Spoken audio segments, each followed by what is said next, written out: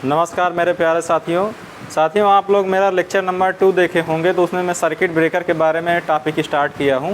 तो आइए हम लोग उसी के आगे से डिस्कस करते हैं। यहाँ पर थोड़ा सा पूरा लेक्चर 2 को रिकॉल करते हैं, उसके बाद फिर हम लोग आगे चलते हैं।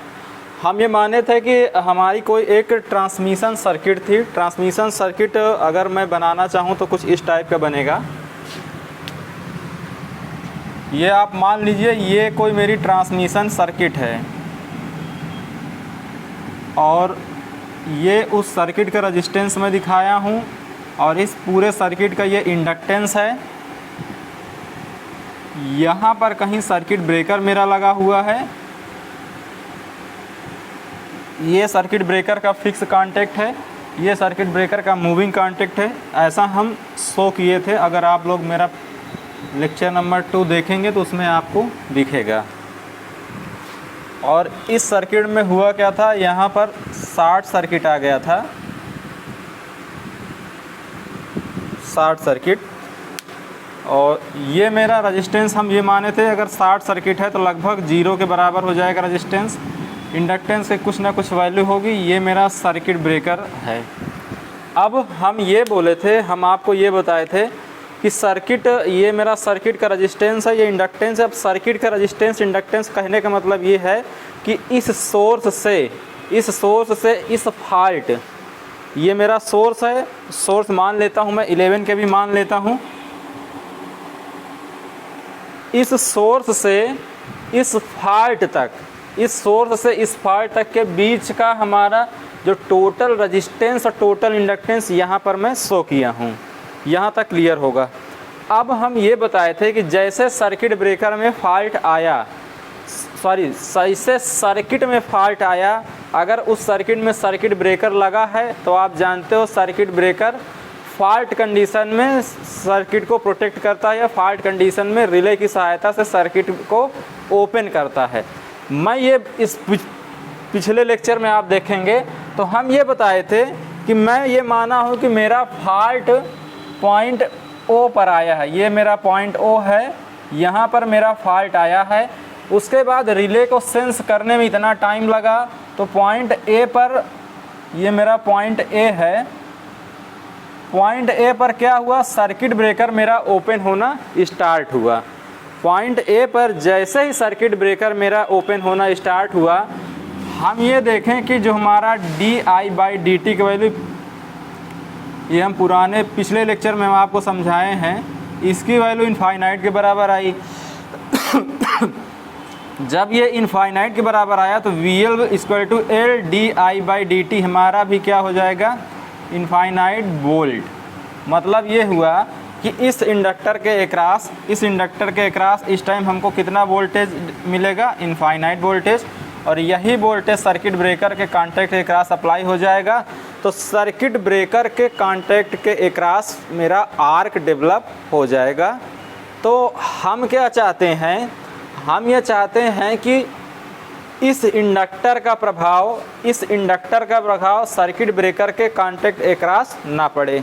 तो इस इंडक्टर का प्रभाव का मतलब ये हुआ कि इंडक्टर में जो डेवलप होने वाला वोल्टेज है, जो इंडक्टर में वोल्टेज स्ट्रेस डेवलप हुआ, उसके प्रभाव से बचने के लिए हम क्या किए, हम ये किए कि भले ही सर्किट ब्रेकर को रिले से पॉइंट ए पर सिग्नल प्राप्त हुआ, मतलब कि इतने टाइम में, मतलब ये हुआ यहाँ से यहाँ तक के बीच का जो टाइम था वो रिले सेंस करने में लिया।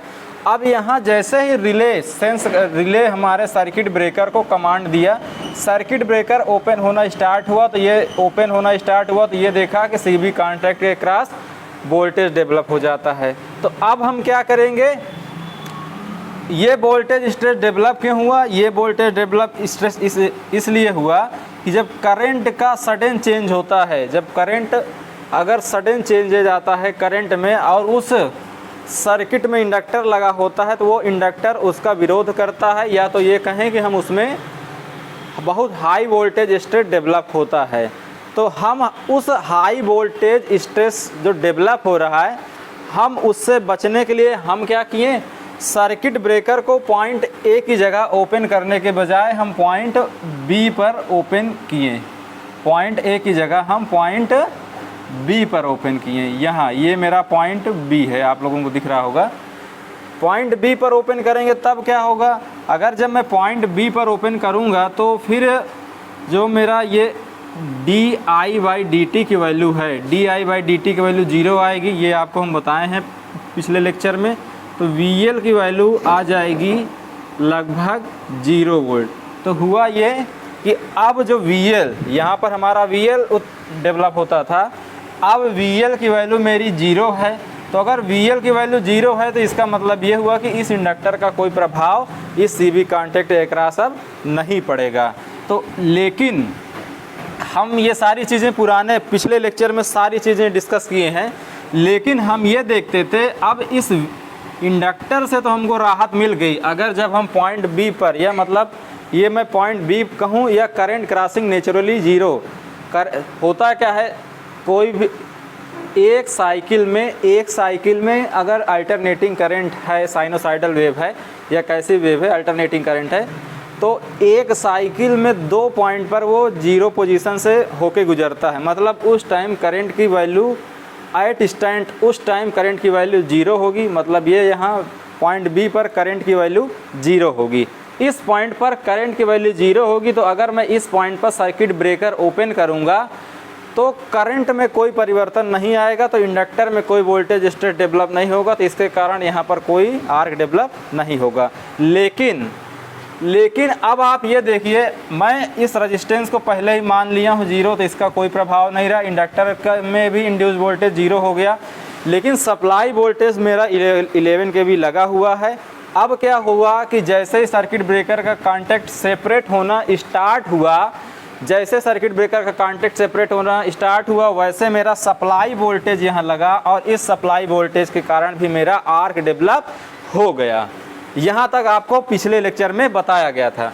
मतलब ये हुआ कि अगर मैं इसको आगे करंट शो करना चाहूँ, अगर मैं ये आगे करंट शो करूँ तो लगभग कुछ ऐसा मेरा करंट का वेवफॉर्म दिखेगा। लगभग कुछ ऐसा करंट का वेवफॉर्म आप लोगों को दिखेगा।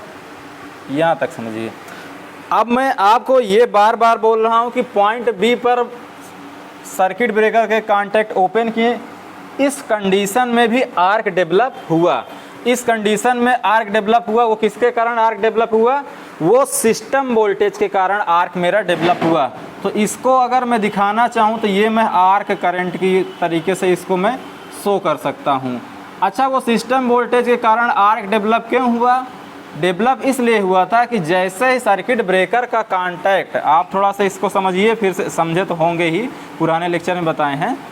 जैसे ही सर्किट ब्रेकर का कांटेक्ट सेपरेट होना स्टार्ट हुआ तो एकदम से उसमें अचानक से मैक्सिमम गैप पर तो पहुंच जाएगा नहीं।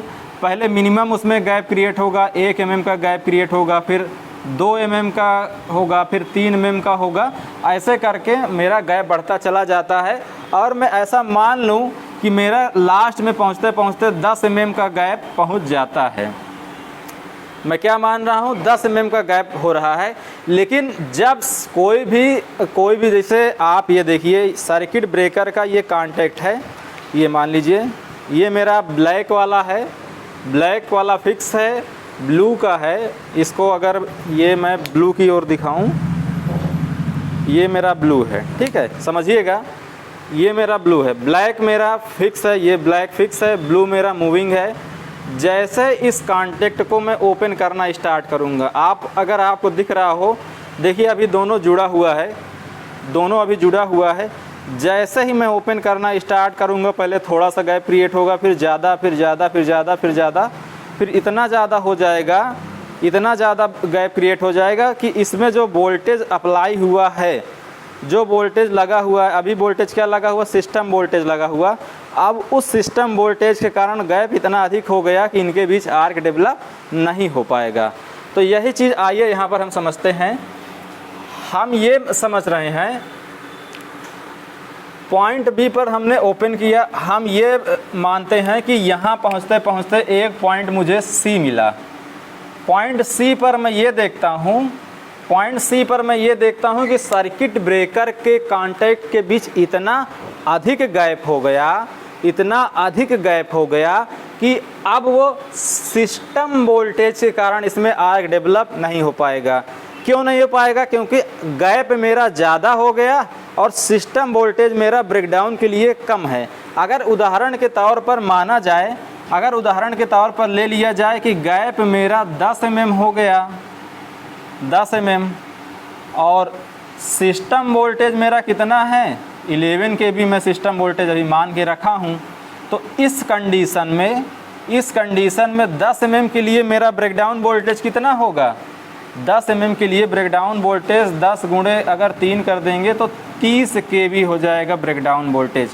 वो 30 kV कहाँ से आया? 1 mm के लिए ब्रेकडाउन वोल्टेज, जो एयर का ब्रेकडाउन वोल्टेज होता है वो 3 kV होता है, तो 10 mm गैप के लिए कितना हो जाएगा? 30 kV। तो मतलब ये हुआ कि 10 mm का जब गैप यहाँ पर क्रिएट हो गया, 10 mm का जब गैप क्रिएट हो गया, तो उस कंडीशन में ब्रेकडाउन वोल्टेज की ज़रूरत मुझे कितना पड़ी? 30 kV पड़ी। लेकिन मेरा अप्लाइड वोल्टेज कितना है? 11 kV है।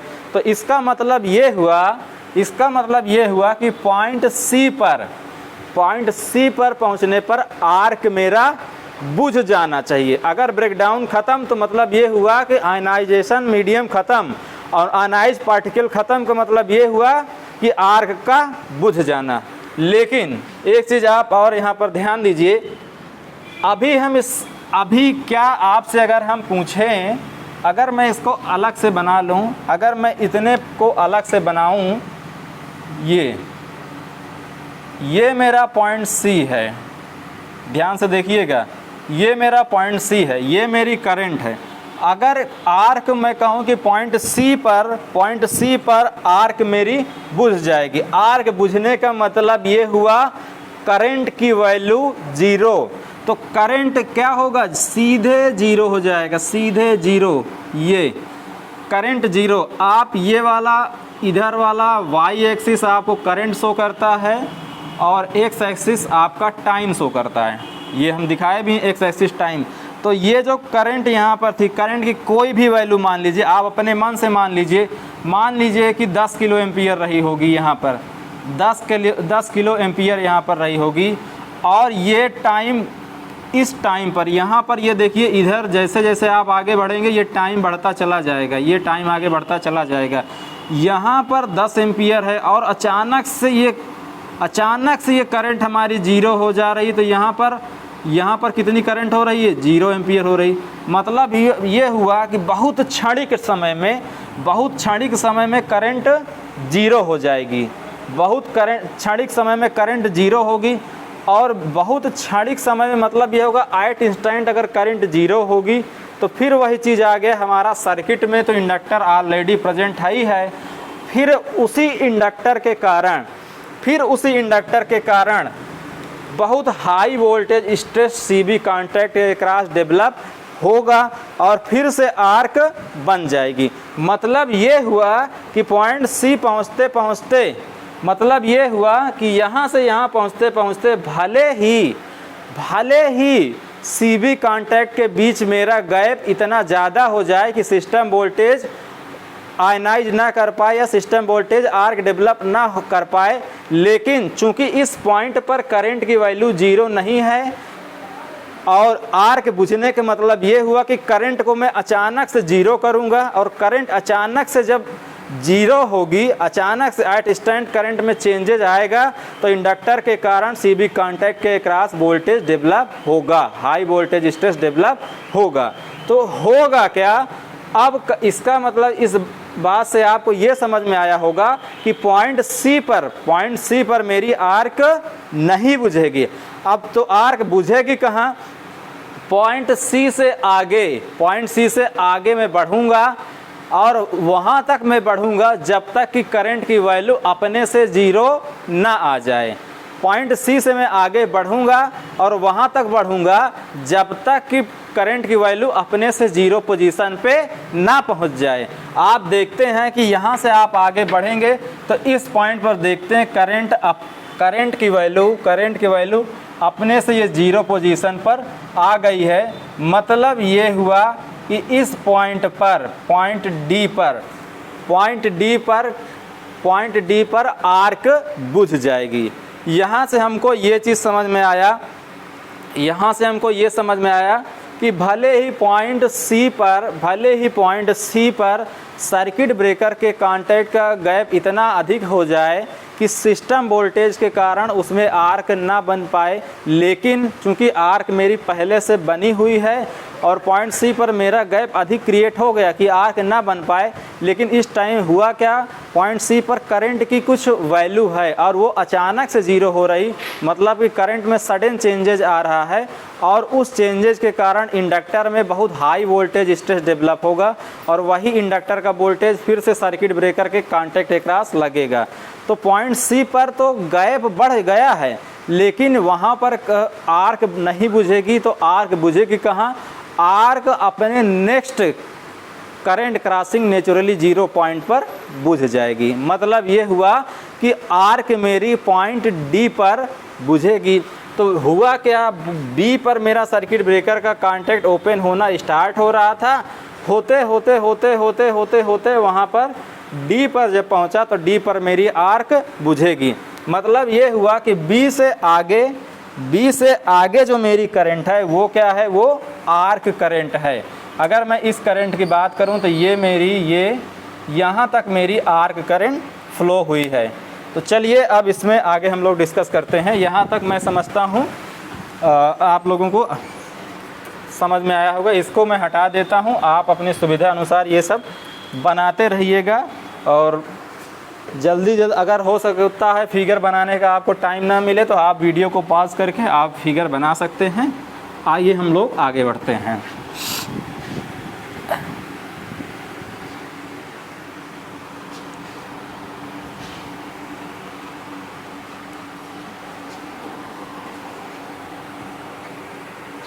अब यहाँ जब बी पॉइंट पर मेरा आर्क डेवलप हो गया होगा, आर्क कहाँ बना, सर्किट ब्रेकर के कांटेक्ट के एक्रॉस आर्क मेरा बना।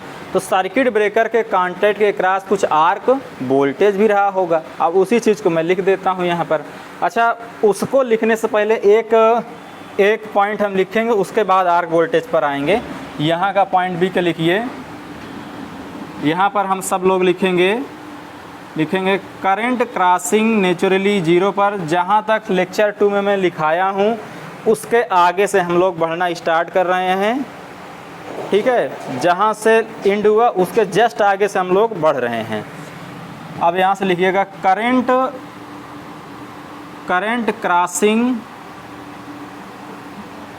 क्रॉसिंग नेचुरली जीरो पर,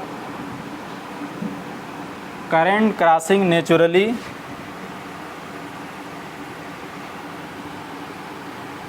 जीरो। इसको मैं लिखना चाहूँ तो ब्रैकेट में लिख सकता हूँ point B, current crossing naturally zero पर सर्किट ब्रेकर के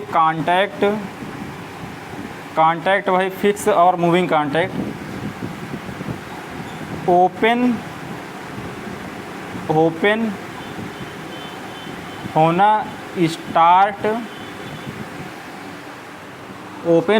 स्टार्ट करेंगे तो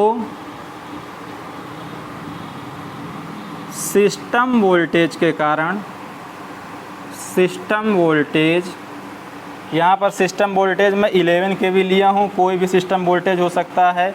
हमारा 11 kV, 220 kV, 132 kV कुछ भी हो सकता है। 11 kV लिया हूँ तो मैं 11 kV लिख देता हूँ। सिस्टम वोल्टेज के कारण सर्किट ब्रेकर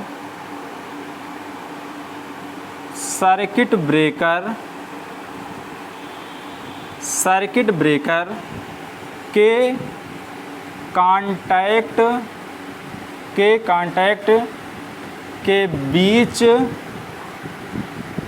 बीच आर्क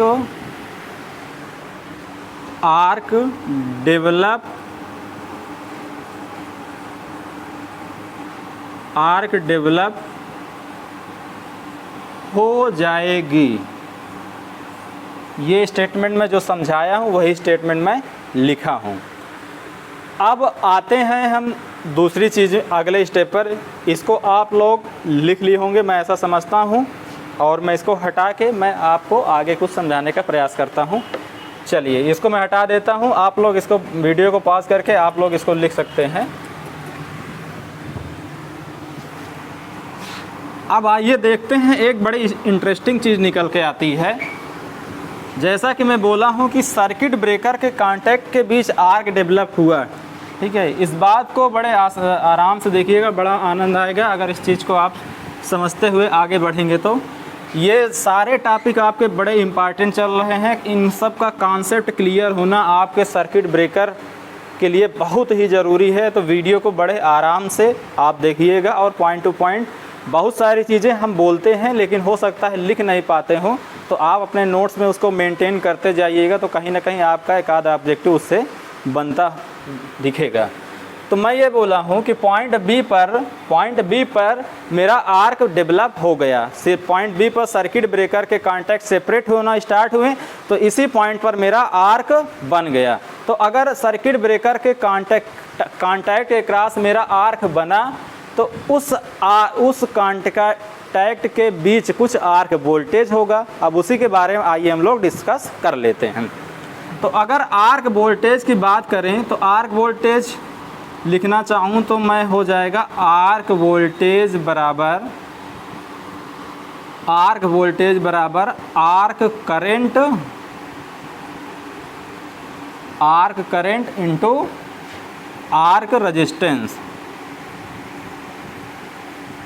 आर्क रेजिस्टेंस हो जाएगा। अरे वही हुआ ना, V बराबर IR। तो आर्क की बात हो रही है तो arc voltage, arc current, arc resistance. अब आप चाहो तो इसको ऐसे भी लिख सकते हो, V आर्क बराबर I arc into R arc, arc voltage, arc current, arc resistance.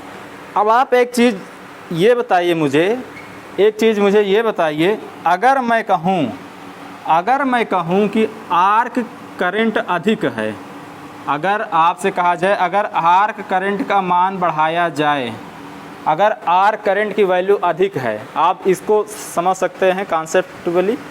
अगर आर्क करंट की वैल्यू अधिक है तो इसका मतलब हो जाएगा आयनाइजेशन पार्टिकल की संख्या अधिक। अगर आर्क करंट मेरा अधिक है तो जाहिर सी बात है जब आयनाइज पार्टिकल या आयनों की संख्या मेरी अधिक होगी तभी तो आर्क करंट आपकी अधिक होगी। तो इसी चीज़ को आप यहाँ से समझिएगा। अगर आर्क करंट की वैल्यू बढ़ेगी, तो इसका मतलब ये हुआ कि मोर आयोनाइजेशन,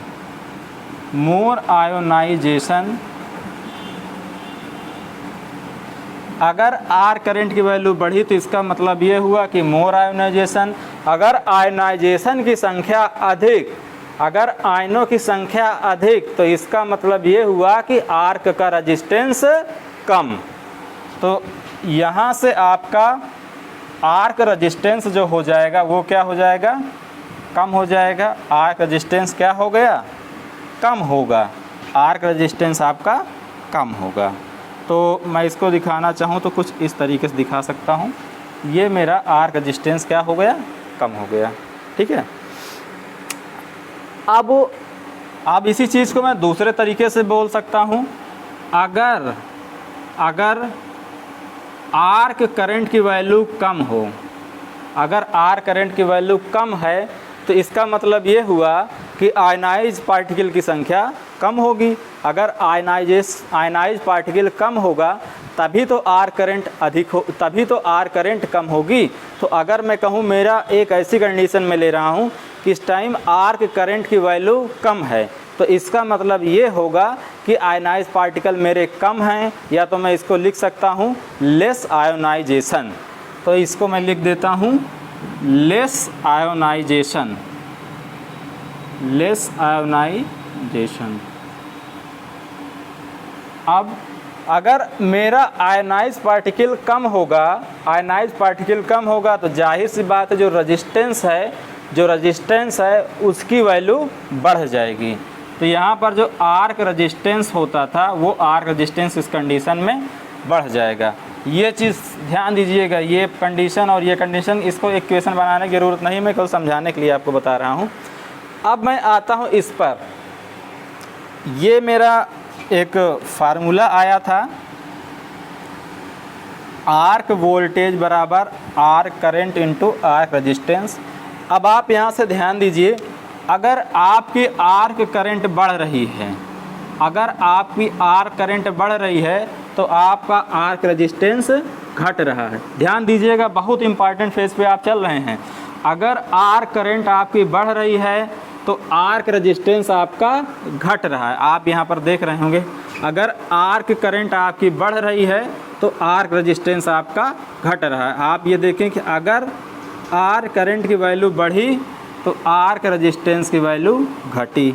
अब दूसरी चीज़ में, दूसरे कंडीशन में आ जाइए। आप यहाँ ये देख रहे हैं कि अगर आर्क करंट की वैल्यू घटी तो आर्क रेजिस्टेंस की वैल्यू बढ़ी। आर्क करंट घट रहा है तो आर्क रेजिस्टेंस मेरा बढ़ रहा है। इसी चीज़ को अगर मैं यहाँ शो कर दूँ तो आर्क रेजिस्टेंस मेरा क्या हो रहा है, घट रहा है, तो आर्क रेजिस्टेंस मेरा बढ़ रहा है। अब आप एक एक कंडीशन को ध्यान दीजिए। देखिए, अगर आर्क करंट की वैल्यू बढ़ी तो आर्क रेजिस्टेंस की वैल्यू घट गई, मतलब करंट बढ़ा तो रेजिस्टेंस घटा। दूसरे कंडीशन में करंट घट रहा है और रेजिस्टेंस बढ़ रहा है, मतलब ये हुआ कि एक कंडीशन में अगर करंट बढ़ रही है तो रेजिस्टेंस घट रहा है, और अगर करंट घट रहा है तो रेजिस्टेंस बढ़ रहा है। आप ये भी कह सकते हैं एक की वैल्यू बढ़ रही है तो दूसरे की घट रही है, अगर दूसरे की वैल्यू बढ़ रही है तो पहले की वैल्यू घट रही है। मतलब ये हुआ, मतलब यहाँ से ये बात निकल के आ रही है कि हम ये कह सकते हैं कि ये जो मेरा वी आर्क है ये कांस्टेंट है। कह सकते हैं कि नहीं, लगभग ऑलमोस्ट कांस्टेंट हो जाएगा। क्यों हो जाएगा, क्योंकि मैं ये देख रहा हूँ कि अगर करंट की वैल्यू मेरी बढ़ रही है तो रेजिस्टेंस की वैल्यू घट रही है, और अगर करंट की वैल्यू घट रही है तो रेजिस्टेंस की वैल्यू बढ़ रही है। तो यहाँ पर हम लिख सकते हैं ऑलमोस्ट कांस्टेंट, ऑलमोस्ट कांस्टेंट। बहुत इंपॉर्टेंट चीज़ आप समझ रहे हैं, ऑलमोस्ट कांस्टेंट। ऑलमोस्ट कांस्टेंट यहाँ पर हमने ये पाया कि जो मेरा आर्क वोल्टेज है वो लगभग कांस्टेंट होता है। आप यहाँ से ये चीज़ देख रहे होंगे, सर्किट ब्रेकर के कांटेक्ट अक्रॉस जैसे ही आर्क डेवलप हुआ तो उसमें आर्क वोल्टेज भी होगा, और वो आर्क वोल्टेज हमने ये पाया कि प्रत्येक कंडीशन में आर्क वोल्टेज मेरा कांस्टेंट होता है, आर्क वोल्टेज कांस्टेंट होता है। और आपको मैं ये भी बता दूं, ये आर्क वोल्टेज जो मेरा सिस्टम वोल्टेज है उसका लगभग 3% होता है। अगर 11 kV है तो उसका 3% हो जाएगा, अगर 220 kV है तो उसका 3% हो जाएगा। तो मतलब ये हुआ कि आर्क जो वोल्टेज है वो लगभग कांस्टेंट रहेगा जब तक आर्क मेरी बनी रहेगी सर्किट ब्रेकर के कांटेक्ट के क्रॉस। भले करंट की वैल्यू बढ़ रही है या घट रही है, देखिए करंट की वैल्यू यहाँ पर बढ़ रही है, भले निगेटिव साइकिल में बढ़ रही है लेकिन बढ़ रही है। अब यहाँ पर करंट की वैल्यू घट रही है, यहाँ पर घट रही है, फिर देखिए कम से फिर ये बढ़ रही है करंट की वैल्यू। तो मतलब हम ये देख रहे हैं आर्क की कंडीशन में करंट की वैल्यू भले बढ़ रही हो या घट रही हो, अगर साइनोसाइडल वेव अगर हम मान के चलें तो करंट एट इंस्टेंट करंट का जो एम्पलीट्यूड होगा वो प्रत्येक क्षण चेंज होगा। मतलब ये हुआ करंट के मान में तो परिवर्तन हो रहा है, और वो किस करंट के मान में, आर्क करंट के मान में तो परिवर्तन हो रहा है, लेकिन जो मेरा आर्क वोल्टेज है वो लगभग ऑलमोस्ट कांस्टेंट होगा। यही चीज़ मैं आपको बार बार बताना चाह रहा हूँ। तो इसके नीचे आप लोग लिख लीजिएगा, लिखिए आर्किंग के दौरान, मैं समझता हूँ दिख रहा होगा, लिखिए आर्किंग के दौरान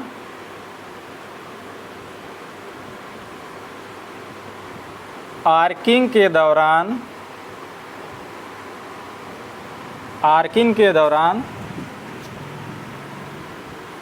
सर्किट ब्रेकर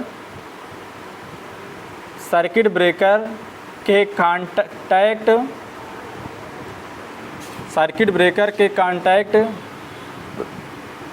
के बीच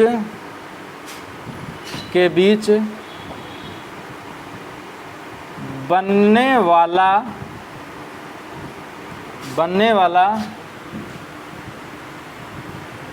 आर्क वोल्टेज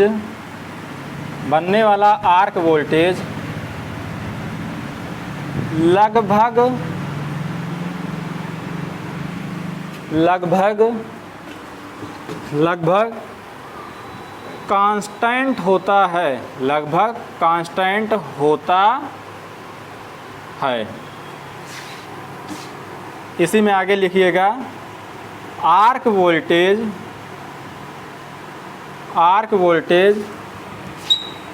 सिस्टम वोल्टेज का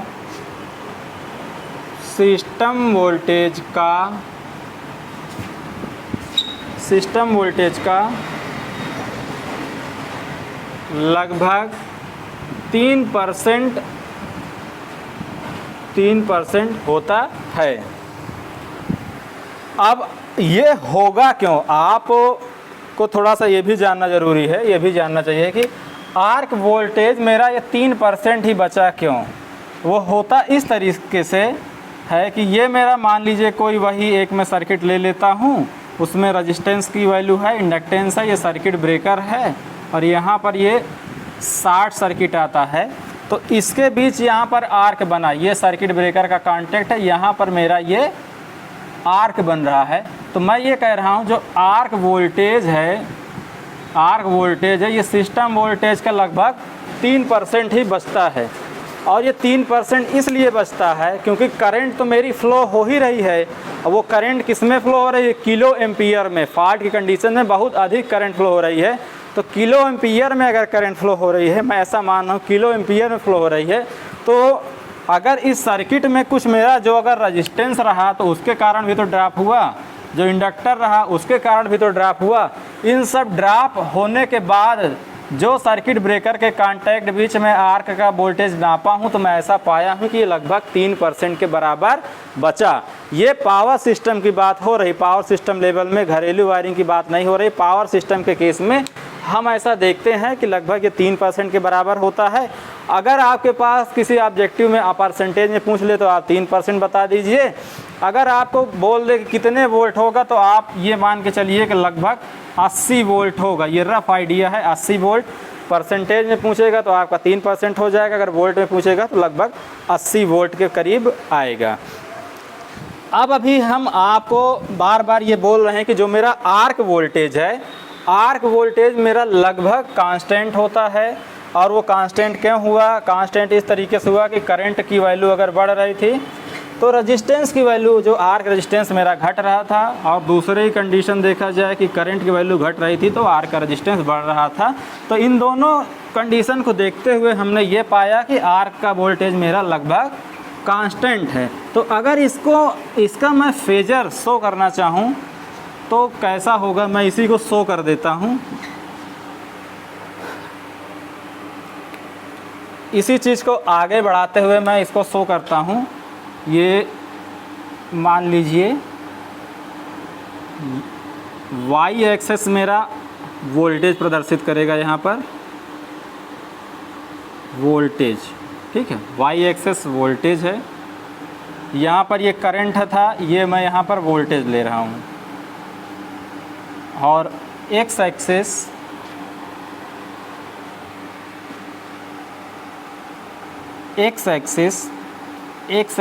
टाइम को प्रेजेंट करेगा।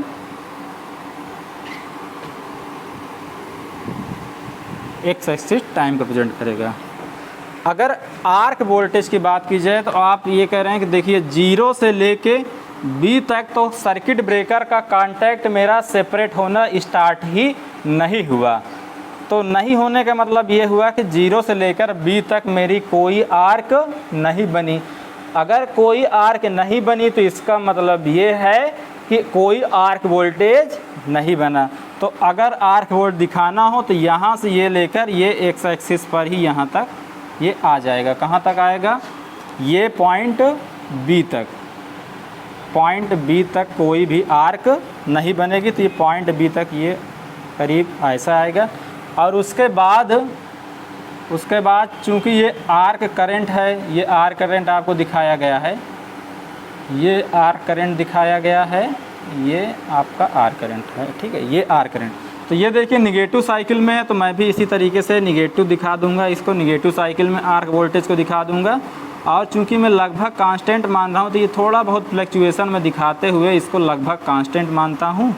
ये देखिए ये मेरा आर्क वोल्टेज है और काफ़ी कम है, लगभग 3% सिस्टम वोल्टेज का। ये पॉजिटिव हाफ साइकिल में है तो इसको मैं पॉजिटिव हाफ साइकिल में दिखा देता हूँ। और ये लगभग कांस्टेंट, जैसे कि मैं बोल रहा हूँ ना, लगभग 3% के बराबर हो रहा है। तो थोड़ा बहुत फ्लक्चुएशन हो भी सकता है, तो इसीलिए फ्लक्चुएशन हल्का फुल्का दिखाया गया है। बाकी हम ये मान के चल रहे हैं कि लगभग 3% के बराबर ही ये है। ये मेरा आर्क वोल्टेज दिखाया गया, ठीक है। ये आपका क्या है? Arc voltage. चाहो तो आप लिख सकते हो यहाँ पर आर्क वोल्टेज, ठीक है।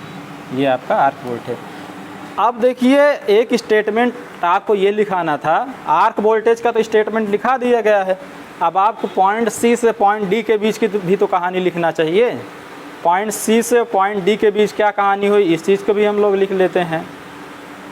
आइए लिखते हैं। हम उधर का फिगर हटा के वहाँ पर लिखते हैं और मैं बोलता भी चला जाऊँगा। अगर आपको नहीं दिखेगा तो मैं जिस तरीके से बोल रहा हूँ उसको सुनते हुए आप अपने कॉपी में नोट करते हुए आगे बढ़िएगा। क्योंकि स्पीड भी बहुत आराम से मैं बता रहा हूँ, बहुत आराम से आपको पढ़ा रहा हूँ, तो आपको स्पीड की दिक्कत मैं समझता हूँ नहीं आनी चाहिए। लिखिए, यहाँ पर आप लिखेंगे, लिखिए माना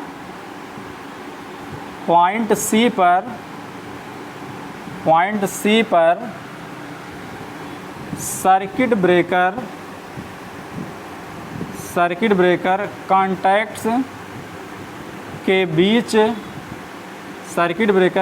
के बीच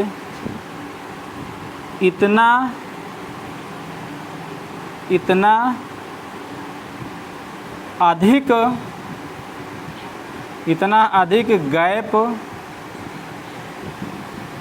हो गया कि सिस्टम वोल्टेज के कारण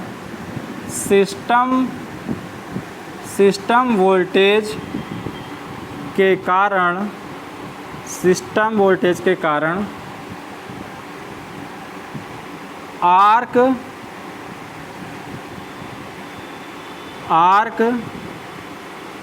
बन पाना संभव नहीं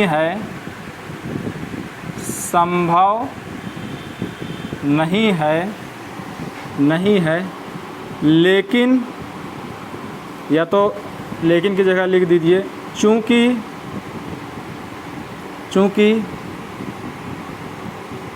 पॉइंट सी पर करंट का कुछ मान है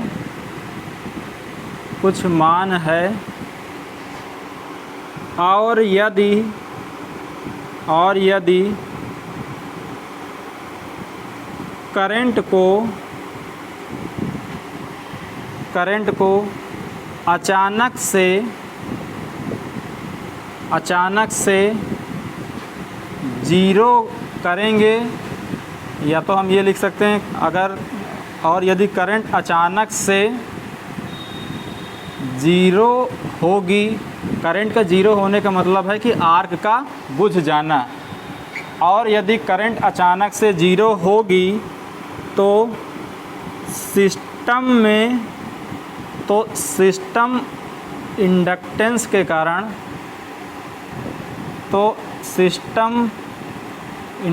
सिस्टम नहीं, सर्किट इंडक्टेंस कहेंगे, तो सर्किट के इंडक्टेंस के कारण बहुत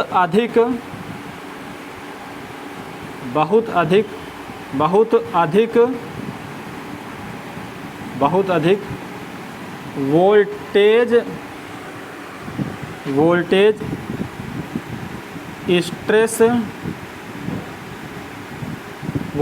स्ट्रेस डेवलप होगा जिससे आर्क बनी रहेगी।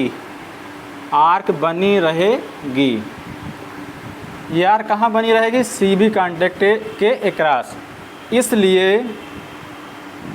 इसलिए पॉइंट C पर आर्क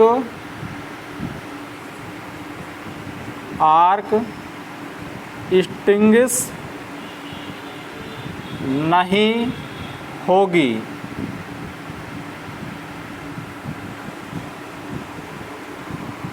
आर्क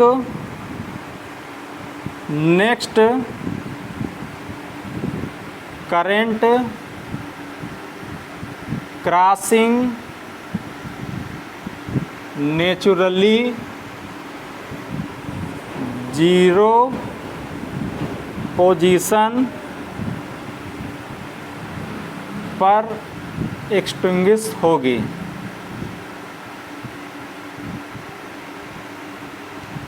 अर्थात पॉइंट D पर आर्क एक्सटिंग्विश होगी। ये जो मैं स्टेटमेंट लिखाया हूँ इसको एक अपनी लैंग्वेज में समझने के लिए लिखाया हूँ। तो मैं ये बताया हूँ, इसमें ये लिखाया गया है कि पॉइंट C तक, इसको मैं अभी बता चुका हूँ लेकिन फिर से बहुत शार्ट बताऊँगा। पॉइंट C पर हम ये पाते हैं कि सर्किट ब्रेकर के कांटेक्ट के बीच इतना अधिक गैप हो गया कि सिस्टम वोल्टेज के कारण आर्क मेरा ना बन पाए। लेकिन पॉइंट C पर अगर आर्क बुझेगी, इसका मतलब करंट की वैल्यू अचानक से 0 होना। तो अगर अचानक से करंट में सडन चेंज होगा तो इंडक्टर के कारण फिर से हमारा इनफाइनाइट वोल्टेज डेवलप होगा और वो CB कांटेक्ट के क्रॉस लगेगा, जिसके कारण मेरा आर्क पुनः डेवलप हो जाएगी। तो होता क्या है कि जहाँ पर गैप मेरा मेंटेन हो गया, जहाँ पर CB कांटेक्ट के बीच गैप मेंटेन हो गया, उससे आगे जो मेरा करंट क्रॉसिंग नेचुरली 0 पोजीशन है वहाँ पर मेरी आर्क बुझेगी। तो इसके आगे 0 पोजीशन यहाँ पर है, D पर है, तो यहाँ पर D पर मेरी आर्क बुझेगी। ये बात समझ में आ गई होगी। अब हम लोग आगे बढ़ते हैं, इसको हटाते हैं।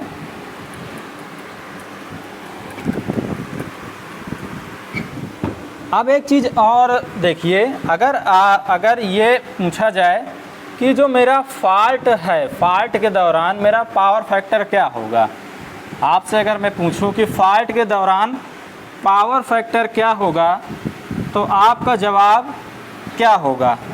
इस चीज़ को आइए समझते हैं। खुद ही हम सर्किट बनाते हैं और उससे खुद ही समझ में आ जाएगा कि पावर फैक्टर मेरा लगभग क्या होना चाहिए। तो फिर से मैं वही सर्किट बनाता हूँ।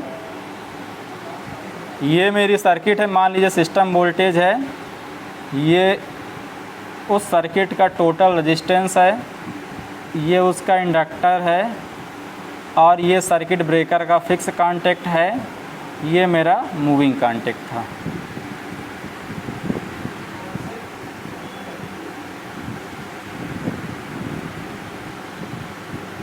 ये हमारा शॉर्ट सर्किट था।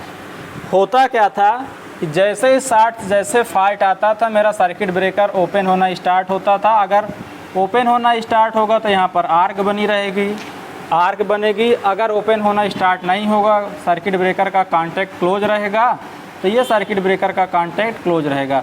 तो इस कंडीशन में आप देखते हैं शॉर्ट सर्किट हो गया। शॉर्ट सर्किट की कंडीशन में आपकी जो रेजिस्टेंस की वैल्यू है, रेजिस्टेंस की वैल्यू आपकी लगभग 0 के बराबर हो जाती है।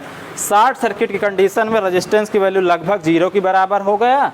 और आप अब ये देख रहे हो कि सर्किट में मेरा कुल केवल इंडक्टर दिख रहा है, सर्किट में मेरा केवल इंडक्टर का पैरामीटर दिख रहा है। तो इसका मतलब ये हुआ कि सर्किट का जो पावर फैक्टर हो जाएगा फॉल्ट की कंडीशन में, जो मेरा पावर फैक्टर आएगा वो पावर फैक्टर लैगिंग आएगा। और अगर रेजिस्टेंस की वैल्यू लगभग 0 के बराबर हो गई तो इसका मतलब ये हो गया कि मेरा पावर फैक्टर लगभग 90 डिग्री लैग होगा, या तो मैं ये कहूँ पावर फैक्टर का मान 0 आएगा, पावर फैक्टर का मान 0 लैगिंग।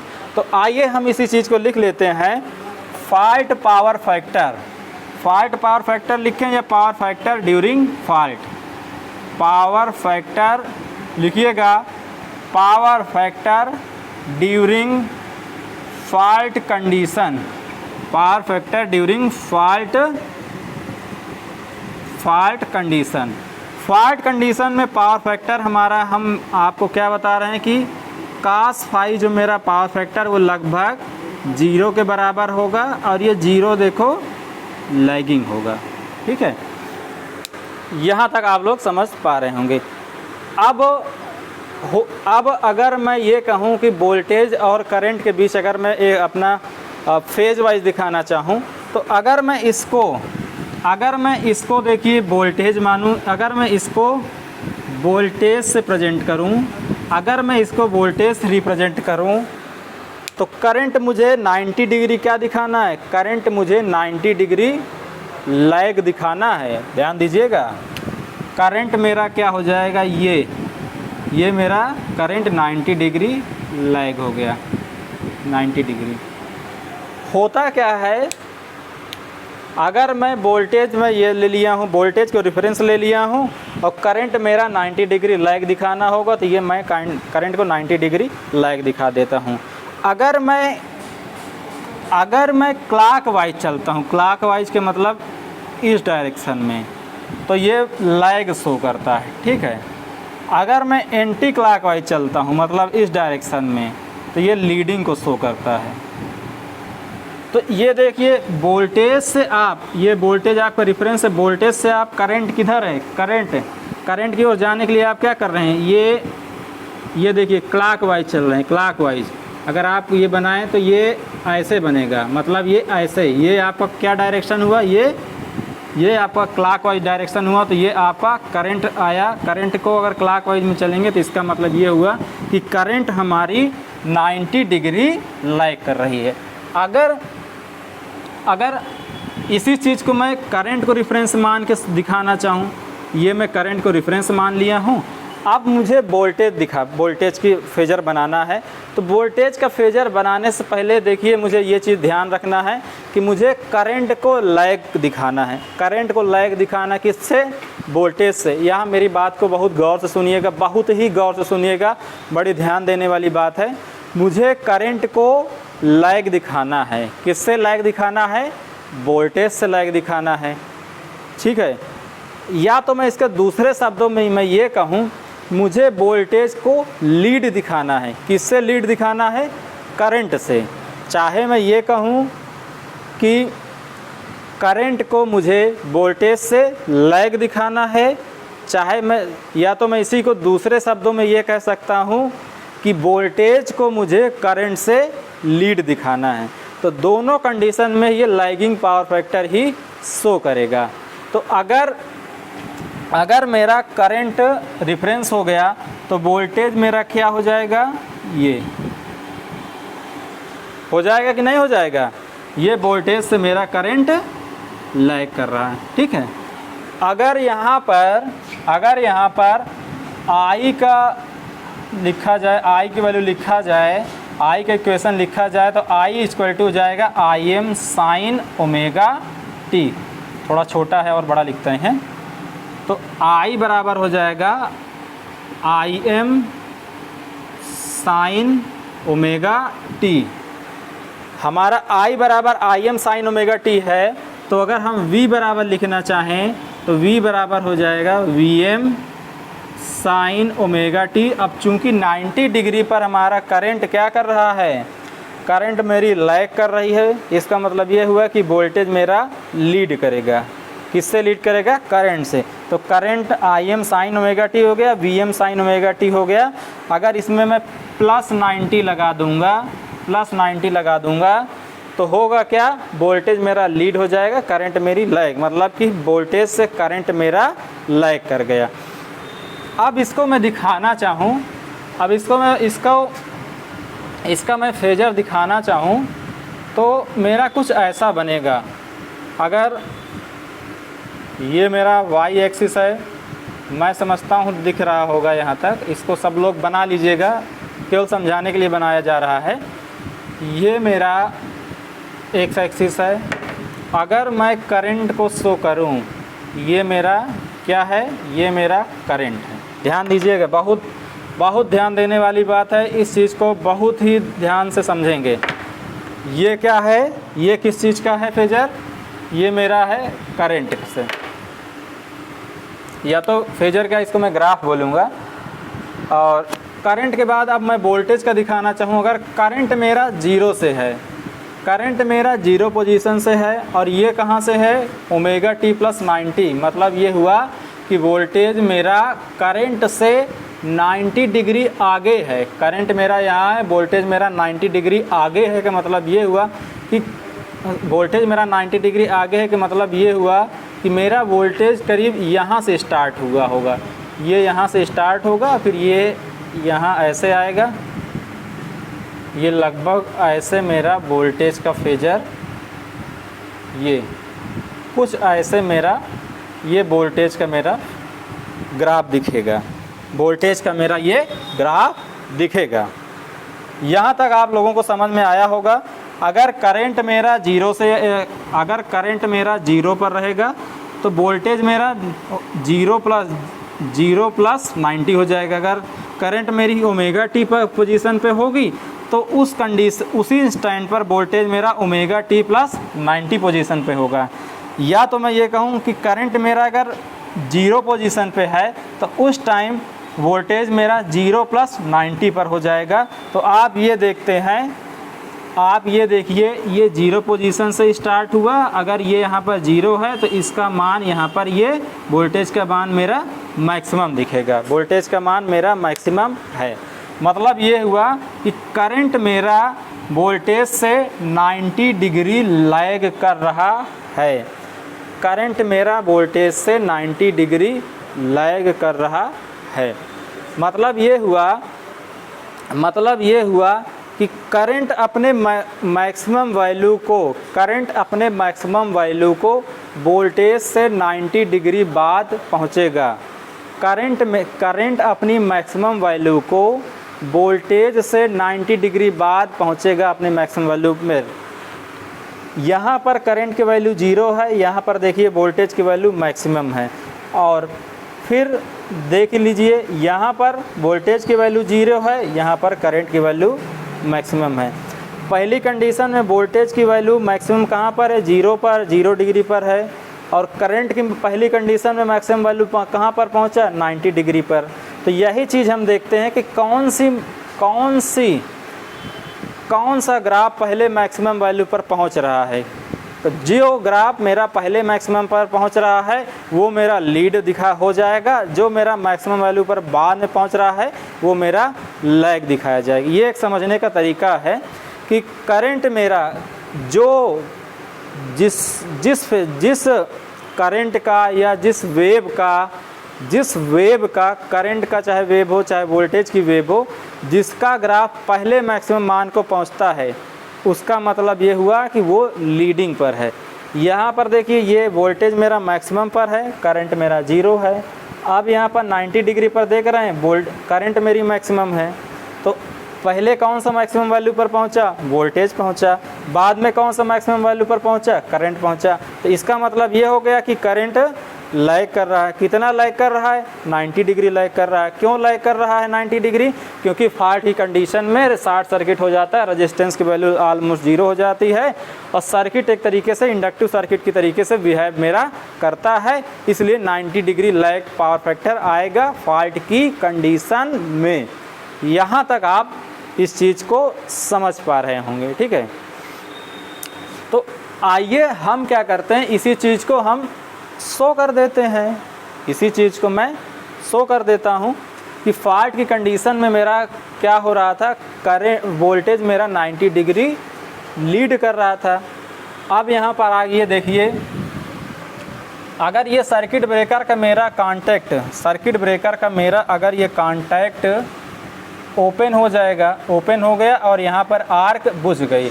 आर्क बुझने का मतलब ये हुआ कि ये जो करंट की वैल्यू थी, ये करंट की वैल्यू 0 हो गई और यहाँ पर जो वोल्टेज ड्रॉप हो रहा था ये भी 0 हो गया। अब यहाँ वाला भी वोल्टेज ड्रॉप, ये पूरा वोल्टेज ड्रॉप 0 हो गया कि नहीं।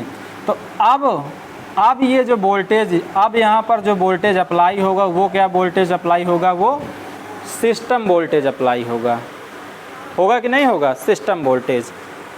तो लेकिन इस टाइम गैप इतना ज़्यादा मेरा हो गया कि अब आर्क बनना ही नहीं। अब यहाँ पर जो सिस्टम वोल्टेज लास्ट में जो आर्क बुझने के बाद जो सिस्टम वोल्टेज मेरा अप्लाई होता है उसी को मैं बोलता हूँ रिकवरी वोल्टेज।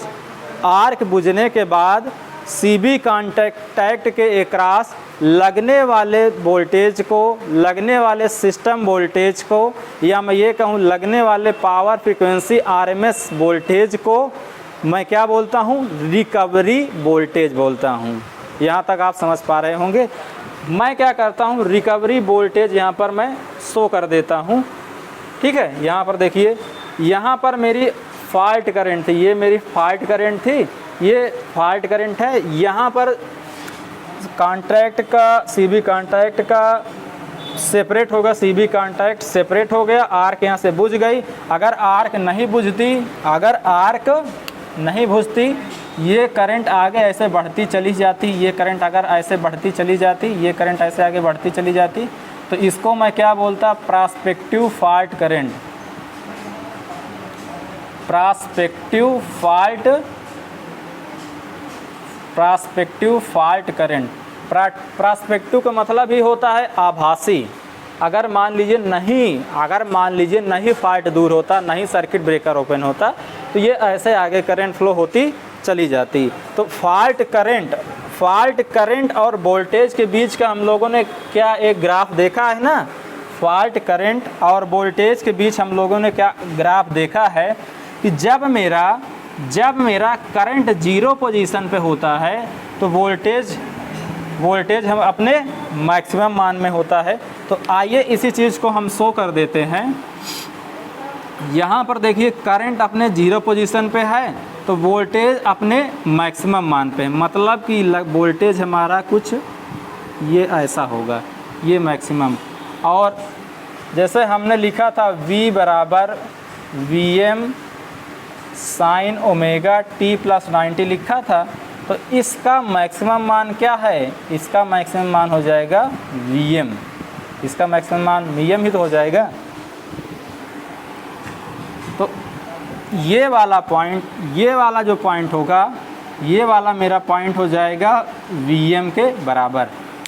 अब इधर ध्यान दीजिएगा, बहुत ही आराम से बनाते हैं। ये ऐसा, इसको मैं खींच लेता हूँ और बनाने में थोड़ी सी सुविधा रहेगी।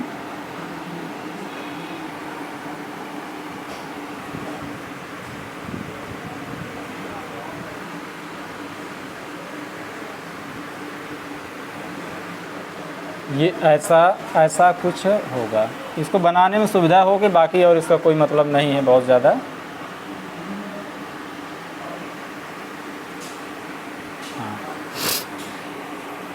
अब आ जाइए इस वाले में, इस ग्राफ में, या इस ग्राफ में बोलें या कर्व बोलें, जो भी कह सकते हैं।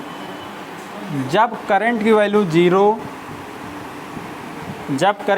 0 तो वोल्टेज की वैल्यू मैक्सिमम। अब और आगे आ जाइए, जब करंट की वैल्यू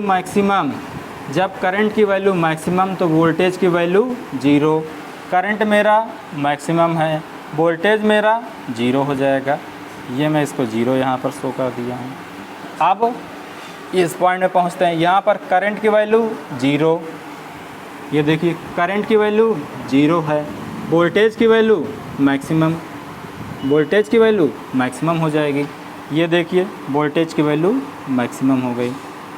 अब फिर से आ जाइए, वोल्टेज की वैल्यू मैक्सिमम है, सॉरी करंट की वैल्यू मैक्सिमम है, करंट की वैल्यू मैक्सिमम निगेटिव फेज में, तो वोल्टेज की वैल्यू 0, ये हो जाएगा वोल्टेज मेरा 0 हो जाएगा।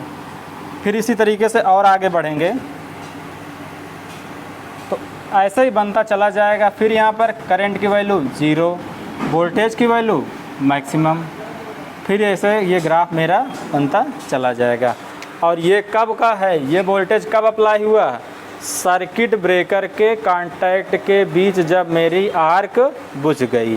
तो इसको मैं क्या नाम दिया हूँ, रिकवरी वोल्टेज,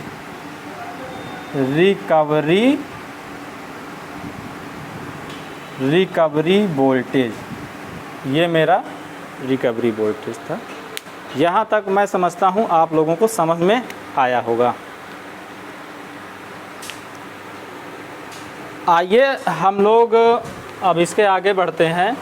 इसके आगे बढ़ने से पहले हम क्या करते हैं, थोड़ा सा मैं आर्क वोल्टेज के बारे में आपको कुछ और लिखा देता हूँ, उसके बाद मैं आगे बढ़ता हूँ। तो अब इसको हम हटा देते हैं। आप इसको, इस फिगर को बड़े ध्यान से बना लीजिएगा, ये आपको बहुत ज़्यादा हेल्प करेगा। इसको बना लीजिएगा और बार बार इसको समझ लीजिएगा। एक बार आप नोट्स बनाइए, नोट्स बनाने के बाद आप अपने आप, जैसे मैं आपको बताया हूँ, आप इसको एक्सप्लेन करिएगा कि ये यहाँ पर क्या है, ये हमारा कैसे आया, ये क्या है, ये क्या है, ये क्या है। इन सारी चीज़ों को आप अपने आप मन में एक्सप्लेन करिएगा। एक बार, दो बार, तीन बार जब एक्सप्लेन कर लेंगे तो आपको बहुत अच्छे से इसका कॉन्सेप्ट क्लियर हो जाएगा। अब मैं इसको हटाता हूँ, अब आगे चलते हैं। अच्छा, जो सीबी कांटेक्ट, जो सर्किट ब्रेकर का कांटेक्ट होता है, उसके बारे में मैं बताऊंगा। वो बहुत अलग अलग टाइप के मेटल से बनके मिलकर बना होता है। कापर का बना होता है, कापर टंगस्टन का बना होता है, सिल्वर का बना होता है, और भी मेटल का बनता है। लेकिन जो सिल्वर वाला जो बनता है उसकी खासियत ये होती है कि उसमें आर्किंग वोल्टेज कम बनता है। और उसका रीज़न ये है कि उसका जो इलेक्ट्रिकल कंडक्टिविटी और थर्मल कंडक्टिविटी है वो काफ़ी हाई होता है, तो उसमें आर्किंग वोल्टेज कम बनता है। इसी तरीके से अगर सिल्वर के बारे में, हम फ्यूज़ के बारे में बात करें, तो फ्यूज़ में भी देखिए सिल्वर का फ्यूज़ लगता है। तो उस टाइम सिल्वर का फ्यूज़ वहाँ पर, उसके तो कई रीज़न है, लेकिन उसका एक रीज़न ये है, जब सिल्वर का फ्यूज़ मेल्ट करता है तो जो उसका वेपर है वो बहुत कम मात्रा में बनता है। बहुत कम मात्रा में वेपर बनने का फ़ायदा ये होता है कि जो फ्यूज़ है उसका ऑपरेशन वेरी फास्ट हो जाता है। तो वहाँ सिल्वर मेटल का ये फ़ायदा है फ्यूज़ में। और सर्किट ब्रेकर के कांटेक्ट में फ़ायदा ये है कि सिल्वर का अगर मैं यूज़ करता हूँ कांटेक्ट, तो जो आर्क है वो आर्क की वैल्यू कम हो जाती है। वो क्यों होता है, वो थर्मल कंडक्टिविटी और हाई इलेक्ट्रिकल कंडक्टिविटी के कारण। अब आप लोग एक बार हेडिंग डाल लीजिए आर्क वोल्टेज। इसमें मैं कुछ कम लिखा पाया हूँ, उसको आप और लिखिएगा। आर्क वोल्टेज इसमें लिखिएगा आर्किंग के दौरान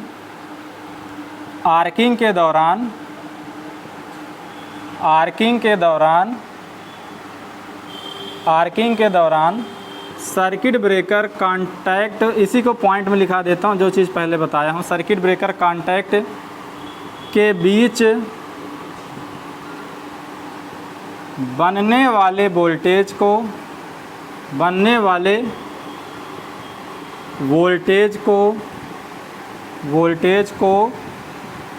आर्किंग वोल्टेज कहते हैं। बहुत जल्दी लिखिए आप लोग, बहुत जल्दी, ज़्यादा समय नहीं लेंगे। आर्किंग वोल्टेज कहते हैं, आर्किंग वोल्टेज कहते हैं। दूसरा पॉइंट इसमें लिखिए, आर्क वोल्टेज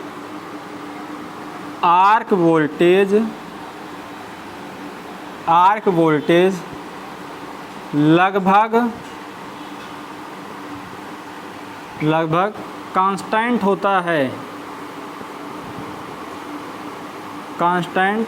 है। आपको बताया गया है क्यों होता है। आर्क वोल्टेज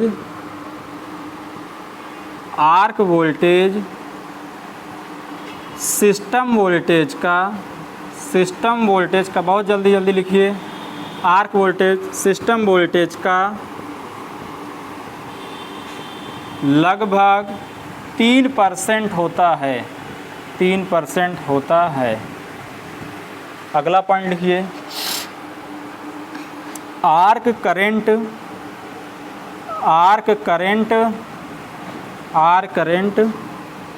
आर्क वोल्टेज के जल्दी लिखिएगा, आर्क वोल्टेज के फेज में होती है, फेज में होती है। मतलब ये हुआ कि आर्क वोल्टेज और आर्क करंट सेम फेज में होगा। आप देखे होंगे, ध्यान दिए होंगे कि तो मैं आपको दिखाया होगा कि जो मेरी आर्क करंट थी वो करीब यहाँ से आर्क करंट होना स्टार्ट हुआ था, ये आर्क करंट था, और ये जो वोल्टेज था मैं ऐसा ही दिखाया हूँ, आप ध्यान दिए होंगे। तो जब ये नेगेटिव साइकिल में है, जब ये आर करंट कुछ ऐसा दिखाया था, आर्क वोल्टेज भी मैं कुछ ऐसा दिखाया हूँ। जब आर करंट नेगेटिव साइकिल में तो आर्क वोल्टेज नेगेटिव साइकिल में, आर करंट पॉजिटिव साइकिल में तो आर्क वोल्टेज भी पॉजिटिव साइकिल में। मतलब आर्क करंट और आर्क वोल्टेज सेम फेज में है। अंतर ये है कि आर्क करंट जो है वो तो अपने फॉल्ट के अनुसार चेंज ही हो रही है, अल्टरनेटिंग, लेकिन जो आर्क वोल्टेज है वो कांस्टेंट है। वो कांस्टेंट कैसे, इस लगभग स्थिर क्यों है, ये आपको बताया जा चुका है। तो आर्क वोल्टेज और आर्क करंट अगर सेम फेज में है तो इसका मतलब ये हुआ कि आर्क का नेचर रजिस्टिव होता है। तो आर्क का नेचर क्या हो जाएगा, रजिस्टिव हो जाएगा। आइए एक पॉइंट और लिख लीजिए, अगर आर्क वोल्टेज आपसे पूछा जाए, आर्क वोल्टेज अगर आपसे पूछा जाए, आर्क वोल्टेज पूछा जाए, arc voltage for 132 kV line voltage है, तो पहले हम इसको फेज वोल्टेज में कन्वर्ट कर लेंगे। फेज वोल्टेज में कन्वर्ट करने के लिए होगा क्या, आप 132 kV में √3 से भाग दे दीजिए तो ये फेज वोल्टेज बन गया। अब ये 132 kV क्या था, मेरा सिस्टम वोल्टेज था। सिस्टम वोल्टेज में लाइन में दिखाता हूँ, तो इसको अगर फेज में मैं चेंज किया हूँ तो 132/√3 हो जाएगा। अब आर्क वोल्टेज की अगर बात की जाए तो आर्क वोल्टेज आपका क्या हो जाएगा, जैसा कि आप लोग सब जानते हो 132/√3 तो वही है, और इसका 3% अगर ले लेंगे तो मेरा क्या मिल जाएगा, आर्क वोल्टेज। इसको आप सॉल्व करके अपने कॉपी में लिख लीजिएगा। ये आपका आर्क वोल्टेज के बारे में डिस्कशन हो गया। यहाँ तक आपको मैं समझ रहा हूँ कि क्लियर होगा। अब चलिए हम लोग आगे अपने स्टेप में चलते हैं।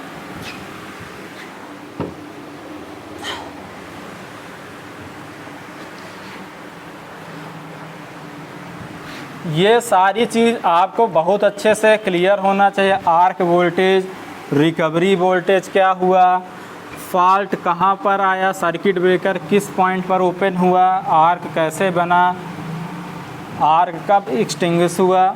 आर्क एक्सटिंग्विशन का मतलब होता है आर्क का बुझना। ये चीज़ों को आप समझिएगा और वीडियो देखेंगे ध्यान से, बड़े ध्यान देखेंगे तो आपको खुद ही ये सारी चीज़ें समझ में आएंगी। यहाँ तक, इसके बाद आपका एक टॉपिक आता है।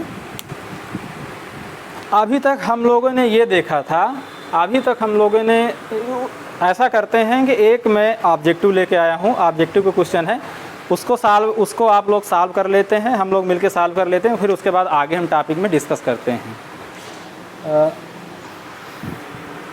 तो मैं ऑब्जेक्टिव लिखता हूँ, आप लोग भी कहीं ना कहीं पढ़े होंगे इस ऑब्जेक्टिव को, लिखिएगा। When a fault occur in high voltage transmission line, question है when a fault occurs in a high voltage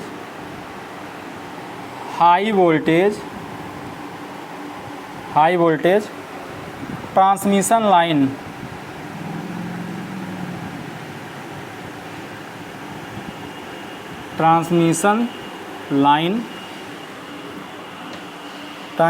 line first the लिखा है इसमें, पहला ऑप्शन है। ऑप्शन अभी आएगा तो सेंटेंस आपको समझ में आ जाएगा। Circuit breaker operates then the relay, circuit breaker operates then the relay. दूसरा लिखिए ऑप्शन, रिले ऑपरेट्स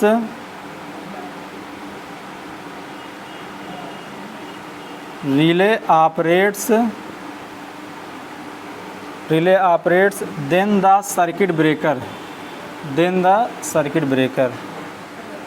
तीसरा ऑप्शन है रिले ऑपरेट्स देन सक्सेसफुली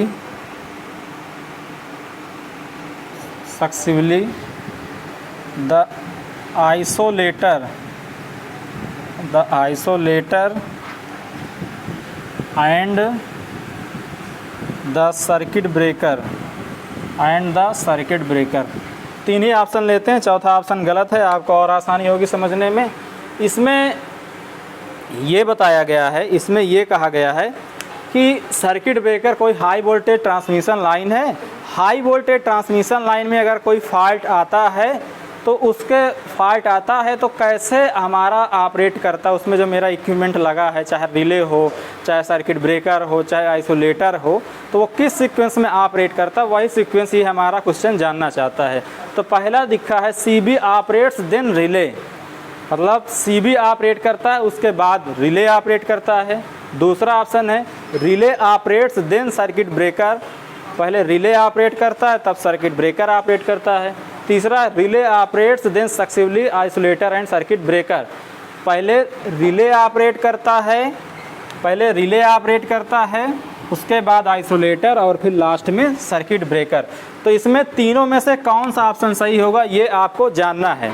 तो इसको जानने से पहले आप मेरे अगर लेक्चर नंबर 1 में जाएंगे और लेक्चर नंबर 1 में जाएंगे तो आपको सारी चीज़ें क्लियर होंगी।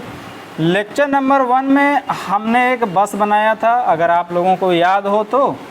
बस के बाद ये मेरा बस आइसोलेटर लगा करता था, फिर मैं यहाँ पर सर्किट ब्रेकर बनाया हूँ। सर्किट ब्रेकर के बाद हम यहाँ पर CT का सिंबल बनाए थे, फिर इसके बाद लाइन आइसोलेटर बनाए थे, फिर ये फीडर, ये मेरा मान लीजिए ट्रांसमिशन लाइन है, ये मान लीजिए ट्रांसमिशन लाइन, ठीक है। अब क्या है, ये अभी मेरी लाइन क्लोज है और इसमें क्या आता है, फॉल्ट आता है। तो फॉल्ट आता है तो इसमें देखिए कौन कैसे ऑपरेट होता है ये आप समझिए।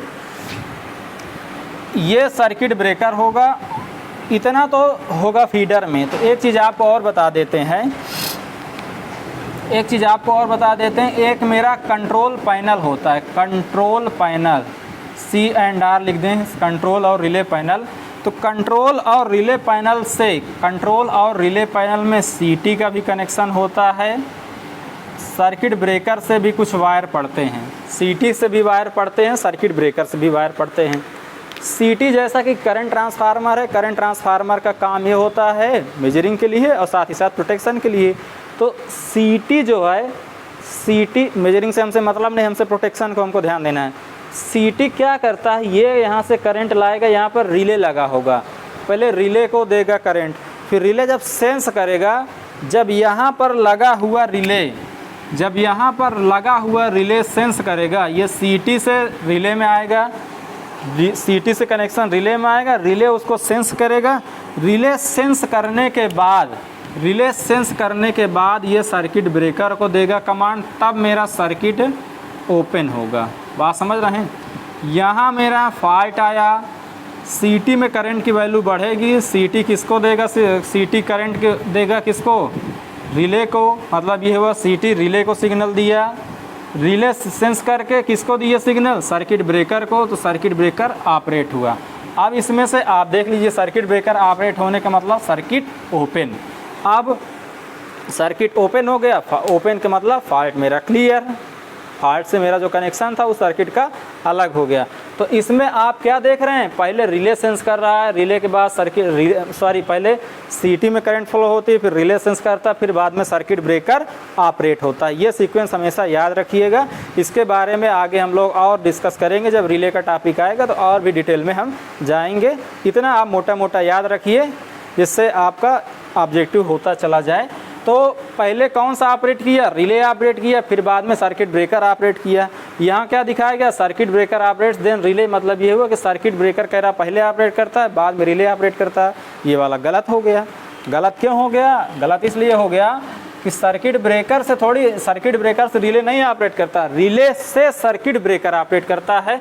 तो ये वाला मेरा दूसरा ऑप्शन सही होगा, relay operates then circuit breaker. पहले रिले ऑपरेट करेगा, उसके बाद ये मेरा सर्किट ब्रेकर ऑपरेट करेगा। यहाँ तक आप लोग समझ रहे होंगे। चलिए इसको हटाते हैं, हम लोग आगे की ओर बढ़ते हैं। आगे अभी तक आपने ये देखा कि अभी तक हम जितना भी डिस्कस किए हैं, जो भी सर्किट बनाए थे उसमें रेजिस्टेंस बनाए थे और इंडक्टर बनाए थे। तो आप ये भी तो जानते हो क्या सर्किट में कैपेसिटेंस नहीं होगा, सर्किट में भी तो कैपेसिटेंस का तो कुछ मान होगा। अगर चाहे वो स्ट्रे कैपेसिटेंस ही हो, अगर कैपेसिटर ना लगा हो तो ट्रांसमिशन लाइन है या कोई भी इक्विपमेंट है तो उसमें स्ट्रे कैपेसिटेंस तो बनता ही बनता है। तो अभी तक हम ये समझते हैं, अभी मैं ये समझता हूँ कि स्ट्रे कैपेसिटेंस अभी तक मैं क्यों नहीं नाम लिया हूँ। ये मेरा रेजिस्टेंस था, मैं रेजिस्टेंस दिखाया हूँ, लेकिन इसको भले निग्लिजिबल शो कर दिया हूँ। ये मेरा सर्किट ब्रेकर का कॉन्टेक्ट था, यहाँ पर शॉर्ट सर्किट आता था, ये यहाँ पर शॉर्ट सर्किट आया। अभी तक हम जब भी जिक्र किए करंट, ये रेजिस्टेंस दिखाए हैं, इंडक्टर दिखाए हैं, लेकिन कैपेसिटर का जिक्र नहीं किए हैं। क्या कैपेसिटर सर्किट में मेरा नहीं होगा, होगा। सर्किट में कैपेसिटर मेरा होगा, लेकिन उसका यहाँ पर अभी तक हमने जिक्र क्यों नहीं किया, आइए ये समझते हैं। सर्किट में जो मेरा कैपेसिटर होगा वो स्ट्रे कैपेसिटेंस होगा। और आप जानते हो जो स्ट्रे कैपेसिटेंस होता है उसमें लीकेज करंट फ्लो होती है। लीकेज करंट का मतलब ये हुआ कि बहुत कम मान की करंट फ्लो होना। और अभी तक जो हमारा डिस्कशन हो रहा था वो शॉर्ट सर्किट का डिस्कशन हो रहा था, और शॉर्ट सर्किट की कंडीशन में जो मेरी करंट फ्लो हो रही थी वो किलो एम्पियर में फ्लो हो रही थी। तो इस कंडीशन में स्ट्रे कैपेसिटेंस में करंट तो फ्लो होगी, लेकिन किलो एम्पियर की तुलना में स्ट्रे कैपेसिटेंस में बहने वाली करंट बहुत कम होगी। इसलिए अभी तक हम स्ट्रे कैपेसिटेंस को निगलेक्ट कर दिए थे। लेकिन अब मैं ये समझता हूँ कि जैसे सर्किट ब्रेकर मेरा ओपन हो गया, आर्क मेरी बुझ गई कि मतलब हो गया जो फॉल्ट करंट फ्लो हो रही थी वो ब्रेक हो गई। तो उस कंडीशन में ब्रेक होने के बाद जो किलो एम्पियर में करंट फ्लो हो रही थी वो करंट ब्रेक हो गई, वो करंट नहीं फ्लो होगी। अब मुझे ये देखना है कि ये सर्किट में जो मेरा स्ट्रे कैपेसिटेंस है ये भी तो कुछ चार्ज होगा, और इस स्ट्रे कैपेसिटेंस के कारण इस सर्किट ब्रेकर पर भी तो, इस सर्किट ब्रेकर के कांटेक्ट पर तो कोई प्रभाव नहीं पड़ेगा, इस सर्किट ब्रेकर के कांटेक्ट के बीच तो कोई प्रभाव नहीं पड़ेगा। यही चीज़ मुझे डिस्कशन करना है। और ये जब डिस्कशन हम करते हैं तो उससे हमारा एक नया टर्म आता है जिसका हम नाम लेते हैं री स्ट्राइकिंग वोल्टेज। मैं समझता हूँ इसके बारे में आप लोग सुने होंगे, री स्ट्राइकिंग वोल्टेज के बारे में। और जैसा कि मैं पहले ही अपनी हेडिंग लेक्चर नंबर 2 में डलवाया था, इम्पॉर्टेंट टर्म में आर्क वोल्टेज, रिकवरी वोल्टेज, री स्ट्राइकिंग वोल्टेज। तो आर्क वोल्टेज आप समझ गए हैं, रिकवरी वोल्टेज तक आप पहुंच गए हैं। अब मेरा अगला जो स्टेप है वो री स्ट्राइकिंग वोल्टेज की तरफ है। लेकिन इस स्टेप में हमको आगे बढ़ने से पहले हमको लाप्लास और इन्वर्स लाप्लास का नॉलेज होना ज़रूरी है। और जहाँ तक मुझे जानकारी है, हिमांशु सर आपको लाप्लास इन्वर्स लाप्लास के बारे में बेसिक जानकारी दिए हैं। तो आप ये करिएगा कि इसको आज पढ़ लीजिएगा, लाप्लास और इन्वर्स लाप्लास आप पढ़ लेंगे तो उसके बाद मैं अपना जो नया अगला लेक्चर डालूँगा, लेक्चर नंबर 4 जो आएगा, उसमें हम लोग रीस्ट्राइकिंग वोल्टेज का डिस्कशन करेंगे। तो आपको आसानी से समझ में आता चला जाएगा। आप सभी बच्चे मुझसे प्रॉमिस करिए कि लाप्लास और इन्वर्स लाप्लास आप लोग आज ही पढ़ लेंगे, जिससे कि आप नया लेक्चर देखें तो आपको सारी चीज़ें एक एक करके समझ में आए। बहुत बहुत धन्यवाद साथियों, थैंक यू।